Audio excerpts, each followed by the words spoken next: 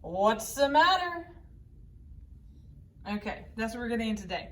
So what I'm going to start you off with is, what is matter? And what is not matter?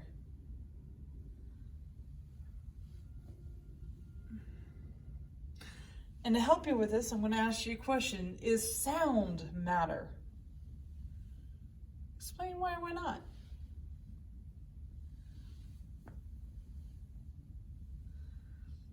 And as you think about that, when you start calling certain objects matter and certain other ones not, what's really classifying those objects into each one of those brackets? What is that unifying theme that makes this over here matter, but this over here not?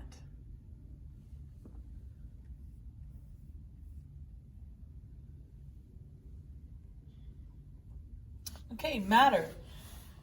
Matter refers to all the materials and objects in the world. Okay, that's kind of really broad. So your desk, your books, your paper, the ink, they're all matter. And the reason they're all matter is because they all have mass, they take up space, and they have inertia. Okay? Inertia, remember from physics, an object in motion remains in motion unless acted upon by an outside force. Okay? So if you're sitting in my classroom and we had tables and I pulled the table out from underneath you, all your books would fall straight down. Okay? That's inertia. They weren't in motion until I moved that table. Okay? And all that's matter. So then I asked the question, what about a virus? Shadow, light from the sun. Is that matter? Do they have mass? Do they take up space? Do they have inertia? Mass is the amount of stuff that goes into an object, okay? And mass is a property of matter that can be measured. Now, you can get into the fundamentals about what exactly mass is and what makes it mass. And some of you may say subatomic particles. But there's a little bit more to it than just that, okay? We'll get to that later. All right. And then volume is the amount of space that can be measured. And maybe something's clicking for you right now. You're going, mass and volume, mass and volume. I know we've done that before in class. You're absolutely right. You talked about density before, okay? And we'll get to that eventually. But we're really focusing on defining what matter is, okay? So again, the defining thing is they have mass, take up space, and have inertia. So I'm going to ask you a question. How would you prove that gas is matter? And on the notes, you notice I throw in there that I want you to explain it to an elementary kid. Okay? So how would you prove to an elementary student that gas is matter?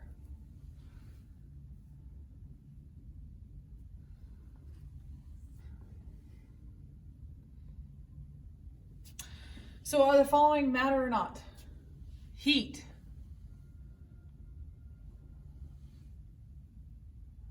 I hope you said it's not matter. Okay. Sound. Sound is also not matter. Sound is basically the perception of vibrating particles.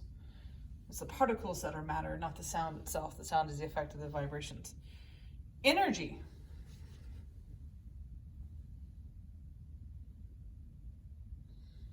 You'll find out that energy is also not matter, okay? That's just heat being exchanged, a flow of energy. Wind. Same idea as sound. It's the particles that are moving. Music. I hope you said the same thing as sound. If you did, you're right. Clouds. Clouds are matter. Okay? Clouds are matter because they contain particles, H2O and dust particles. That's why we're able to see them. Okay. So, another chart for you. We're starting with matter. Anything that takes up space has mass and exhibits inertia. All right? Reminder that it's not all the phases, but solid, liquid, and gas. We break that down into mixtures or pure substances. Okay? We're going to be talking about all this in the upcoming days. Pure substance has two categories, elements and compounds. That gigantic periodic table in my classroom, those are pure substances up there. Mixtures are homogeneous or heterogeneous. Remember, a mixture, I know you've done this before, I can change the amounts in there, okay? And we'll get to that eventually. I always like to think of Bush's tea, because it's like really sweet tea. And then there's my grandma's tea, which isn't so sweet, okay? Both sweet tea, but the concentrations are different. So those are mixtures. So then I ask you, how do you measure mass? You've been doing this for long enough. How do you measure mass? If I sat you in the classroom and I asked you, determine how much mass there's in the following objects, any object, how would you do it? What would you use?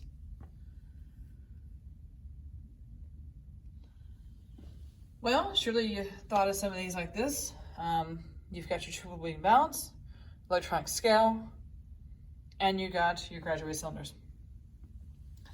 I also want to point out, when we're measuring, we end up, of course, we're going to read the meniscus on the waterline, and I would normally have you in lab and working with that and working on skills. But also, if we're measuring a lot of measurements, so if I'm measuring, let's say, zinc, and I need to do multiple trials of it, okay? I want my measurements to be kind of close to each other, okay? Because that's showing that I'm precise in my measurements, right? Accuracy means I am bullseye, I'm right there. So if we're doing a lab and there's an experimental value that there's an accepted value I'm trying to get at, and you calculate right on the mark of that, you're accurate. You can be accurate, but not precise. So I can hit the mark and have all my other calculations over here like out in left field, okay? Or I can have multiple calculations, all basically right on bullseye, and that's accurate and precise, okay? And we'll work on that. Matter can be defined as anything that has mass and volume. Mass is the amount of substance in a material or object. Solids, liquid, and gases all have mass and volume and are classified as matter. To measure the mass, you need to use a balance. That would be the best way of doing it, okay? Volume is the amount of space taken up by matter. So if you recalled, when you did your density lab, like maybe in elementary school, middle school, and you couldn't figure out the volume of a regular shaped object, you weighed it on the triple beam balance, but then you went and did it in the graduated cylinder. To find volume, you use a beaker, or better yet, a graduated cylinder, or use the object's dimensions to calculate it. And I always like to say you're only as precise as your least precise measurement. Astronomy connection. The words weight and mass are often used interchangeably. However, the difference between weight and mass is apparent when you consider astronauts on a spacewalk. The astronauts weigh much less than they do on Earth, but they have not gotten skinnier. Even in space, they have the same mass. So mass communications. I've already talked about mass, and I think you got that part. I'm just going to remind you about volume. So this was the experiment I was talking about. You're dealing with an irregular shaped object. You can't determine by the dimensions. So you get your graduated cylinder, you're going to place it in there, and you're going to get a change of volume, okay? And that's how you determine your volume of a regular shaped object. You may have also recalled, they might have told you about the story of Archimedes' principle with the gold crown that he was trying to determine if it really was gold, and so he came up with the idea why he was taking a bath and realized that the water line went up as he went into it, which basically was a difference of his mass that went into the bathtub, and that's how he determined if the crown was truly gold or not. So, Last thing, consumer connection. There are many different types of plastic. Soft drink bottles are made of polyethylene terephthalate, also called PET. Plastic pipes and outdoor furniture are made of polyvinyl chloride, also called PVC. And styrofoam cups are made of polystyrene. And each one of those have a different density. And in fact, some of the plastic that you get recycled back, they basically chop it up and then they sort it out by their density, and that's how they get their plastic sorted so they can be recycled and made into something new. Okay, thank you.